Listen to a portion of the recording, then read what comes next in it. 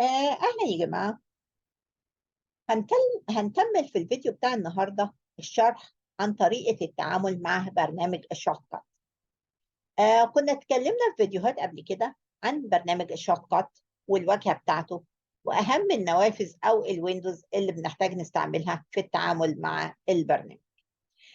كنا شفنا إن إحنا عندنا الويندوز بتاع البلاي ليست اللي بيبقى فيه لستة بالملفات أو الفيديوهات اللي احنا بنتعامل معاها في البروجكت بتاعتنا. وعندنا الويندوز بتاع التايم لاين اللي بنحط فيه الفيديو اللي بنعمل عليه الايديتنج بتاعنا. وعندنا الويندوز بتاع البريفيو اللي هو هنا اللي بيظهر فيه اي ايديتنج احنا عملناها على الفيديو بتاعنا في التايم لاين. كنا شفنا برضو في الفيديوهات اللي فاتت ازاي ممكن نعمل اكسبورت للفيديو بتاعنا، ازاي ممكن نعمل حفظ للفيديو بتاعنا وبعد كده نعمل له اكسبورت علشان نقدر نستعمله في أي حاجة من منصة من بتوع السوشيال ميديا زي اليوتيوب أو الفيسبوك. هنكمل النهاردة كلام وهنبدأ بإننا نشوف إزاي ممكن نتعامل مع أكتر من فيديو على التايم لاين بتاعنا. فاحنا دلوقتي لو احنا عندنا أكتر من كليب موجودين هنا في البلاي ليست وعايزين ننزلهم في التايم لاين، فأسهل طريقة إن احنا بنيجي نعلم عليهم كلهم ونسحبهم على التايم لاين، فبيبقوا موجودين بنفس ترتيبهم اللي موجود. لو جينا دلوقتي دوسنا السبيس بار أو علامة البلاي هنلاقي إن الفيديوهات بتشتغل، بتتنقل من كليب لكليب بشكل فجائي. فإحنا عايزين أول حاجة نشوفها إزاي ممكن نبدأ نتحكم في طريقة الانتقال من كليب لكليب بشكل سلس. فدي اللي هي عملية الترانزيشن. علشان نعمل الترانزيشن دي فإحنا مثلًا هيبقى نبدأ من الفيديو اللي في النُص ده، عايزين نشوف طريقة الانتقال ما بينه وما بين الفيديو اللي قبله، فنيجي نسحبه شوية على الفيديو اللي قبله، فنلاقي إن حصلت فيه منطقة تداخل ما بين الفيديو. عايزين برضه نعمل منطقة تداخل أو منطقة transition ما بين الفيديو الأخير والفيديو التاني، فبنيجي ندوس على الفيديو ده ونسحبه شوية، فيعمل لنا منطقة تداخل تانية على الفيديو. نبدأ نشغّل ونشوف إيه تأثير الموضوع ده.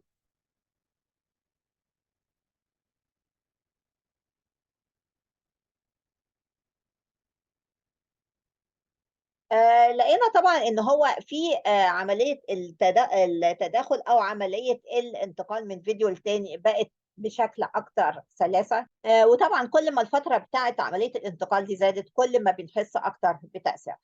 إحنا عندنا لو دوسنا كليك يمين على المنطقة بتاعة التداخل دي ودوسنا على properties، هنلاقي هنا مجموعة من الخواص اللي ممكن نربطها مع عملية التداخل. يعني إحنا ممكن transition يبقى bar horizontal bar vertical bar door horizontal، يعني لو بحيث إن إحنا شكل عملية التداخل نفسها ممكن نتحكم فيها من هنا. لو إحنا اخترنا مثلًا حاجة زي دي ونشوف تأثيرها،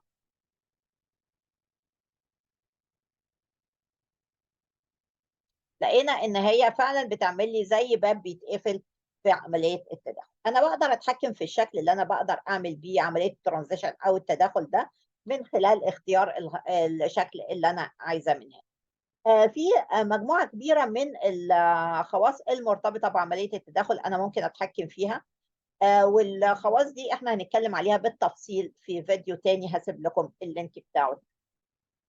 عندنا دلوقتي حاجة تانية عايزين نبدأ نتكلم عليها، اللي هي لو أنا عملت له دلوقتي كنترول Z أو undo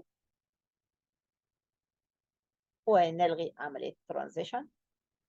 عايزين دلوقتي نشوف بعد ما إحنا عندنا الفيديوهات بتاعتنا على التايم لاين وعايزين نبدأ نستعمل الtools اللي موجودة هنا ونعمل تعديلات على الفيديو بتاعنا. فلو أنا مثلًا دلوقتي عايزة أعمل delete للفيديو اللي في النُص ده، فالوضع الطبيعي اللي اتعلمناه إن أنا بادوس عليه باعلّمه وبعدين بادوس على الزرار بتاع الdelete فبيمسح. طبعًا هو بعد ما مسحه هو ساب لي هنا مساحة فاضية.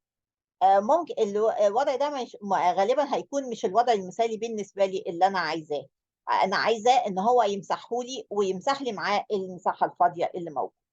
فلو أنا فعلًا محتاجة إن أنا أمسح، لو أنا مسحت فيديو معيّن أمسح معاه المساحة الفاضية، فانا محتاجه ان انا استعمل اداه تانية اللي هي الاداه اللي بتاعت الماينس دي اللي بنسميها ريب ديليت. فلو انا دلوقتي قلت له اندو، رجعت الفيديو زي ما كان وعلمت عليه ودوست على العلامه بتاعت الماينس او الريبل ديليت، هلاقي ايه؟ هلاقي ان الفيديو فعلا اتمسح بالمساحه الفاضيه بتاعته. وده طبعا ممكن يكون وضع مثالي بالنسبه لي في اوقات كتير لانه بيوفر لي وقت في الشغل. لو انا قلت له اندو، في عندي طبعا انا في الاختصارات هتلاقي مع كل واحده من دول، مع كل اداه من دول في اداه للاختصار بتاعها. فهي مثلا الريبل ديليت دي بكاركتر اكس على طول، الشورت كات بتاعها اكس. لو انا دلوقتي دوست على ده ودوست على الاكس هتنفذ لي الريبل ديليت على طول. احنا كنا شفنا في الفيديو اللي فات ان احنا ممكن عندنا البلس دي بتعمل لي ابند لاي فيديو موجود عندي في البلاي ليست بتاعتي اللي في نهايه سلسله الفيديوز اللي موجوده. فلو انا دلوقتي مثلا جيت علمت على الفيديو ده وعملت له بلس، هلاقيه عمل ايه؟ قام مزود لي الفيديو، ودهولي في نهايه الليسته بتاعتي او في نهايه او في نهايه التايم لاين بتاعي. ده التاثير بتاع الماينس والبلس او الريبل ديليت والاكس البلس دي اللي بنسميها ابند. من الادوات اللي ممكن نشوفها كمان في التولز دي الاداه او التولز بتاعت الريبل اللي هي العلامه دي. الريبل دي بتفيدنا في حاجه لطيفه قوي، ان احنا بتحول لنا الاوفر رايت اللي في الوضع الطبيعي لانسرت. فلو انا دلوقتي مثلا عندي فيديو زي ده عايزه احركه اجيبه ما بين الاثنين فيديو دول، فلو انا وهي مطفيه، لو انا جيت حركته وجبته هنا عمل لي ايه؟ عمل لي اوفر رايت على الفيديوهات اللي كانت موجوده. انا مش هو ده الوضع المثالي بالنسبه لي في كل الاوقات، لا انا عايزاه ان انا لما احركه واجيبه ان هو يعمل له انسرت بحيث ان هو ما يعملش اوفر رايت للحاجات اللي موجوده. ففي الوقت ده انا بقدر استفيد من علامه الريبل. فلو انا قلت له اندو دلوقتي وبدات انور الريبل واشوف تاثير ان انا لما انقل كليب من مكان لمكان هيعمل لي ايه. مهم قوي ان انا قبل ما ابدا عمليه النقل دي ان انا احدد المكان اللي انا عايزه انقل فيه واحط المؤشر فيه بالظبط. فدلوقتي حاطه المؤشر او الكرسر بتاعي في المنطقه دي بالظبط. ابدا اعلم على الفيديو اللي انا عايزه انقله وابدا احركه كده لغايه ما يوصل لعند الكرسر.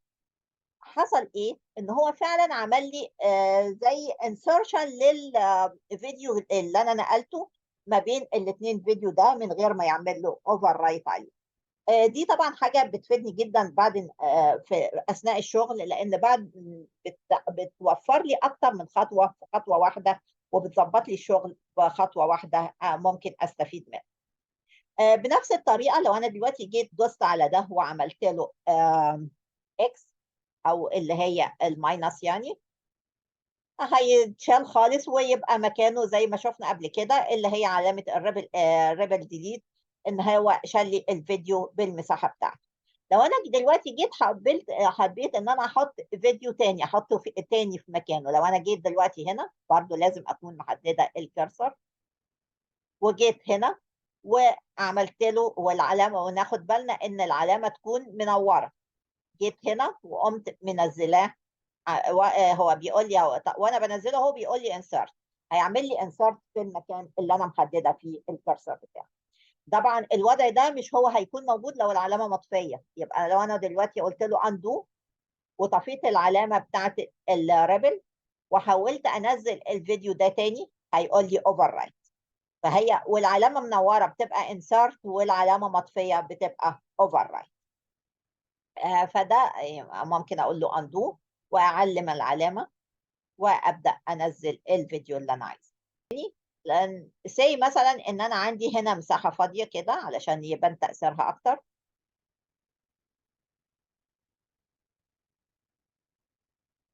وعايزه انقل الملفات دي، احرك التو كليبس دول واخليهم يجوا يلزقوا في الكليب ده.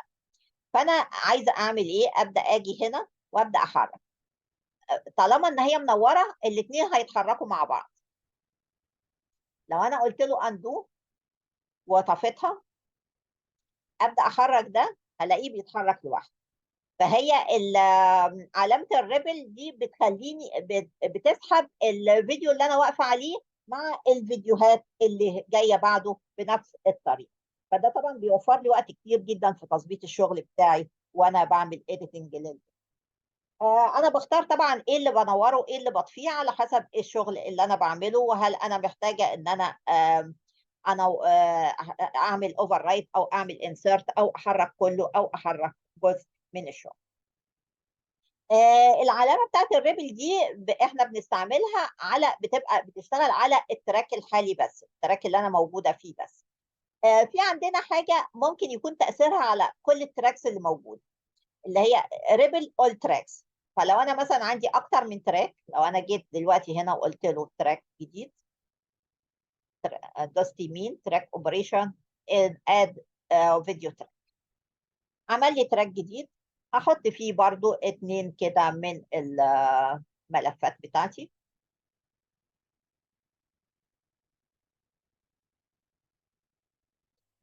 لو انا جيت عملت دي كده وخليتهم